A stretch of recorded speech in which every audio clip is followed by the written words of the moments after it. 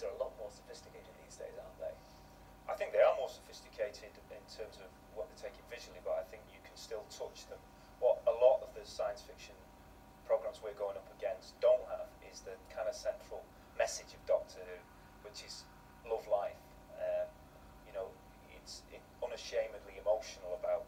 The Doctor's message seems to be, you have a short life, make sure it's a happy one, and seize every moment and accept life in all its forms, which is a central message with him. You know, he doesn't react with horror when he sees a blue three-headed monster.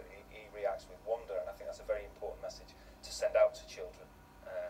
And a lot of the series are kind of, the series you're talking about, Buffy, it's kind of postmodern irony and stuff, whereas this retains that kind of innocence, the innocence of its message, but also we brought into line the product. As a child watching it, I was put off by some of the low production values. I don't have a camp sensibility. When the sets wobbled, it meant that the world wasn't real. I didn't believe in it, so I went out playing.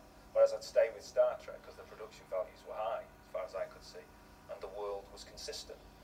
But we, in our new series, we're in line with all that. The production values are very high. We had a good budget, and most importantly, we had brilliant people working on it at the crew level. We've created. There's no wobbly sets. Bit of wobbly acting, no wobbly sets.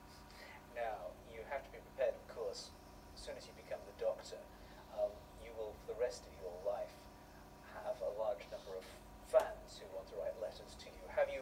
I might have enemies. Might have a large number of enemies. Depends what they feel about me. But you're prepared. It's over the years. It's developed quite a...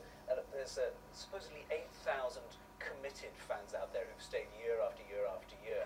Have you encountered any of them so far in there? Yeah, I mean, I'm quite fortunate because I've been in the business varying degrees of kind of exposure for over the last 18 years. And so I know a little what that's like. When I was cast in the role, I immediately met a number of Whovians, for what, you know, should we call them Whovians? And they have been unfailingly polite and gentle and encouraging to me, and I'm very grateful to it. They've been around the set, they've watched us filming, and I think they're passionate and grateful that the series has returned, and I've enjoyed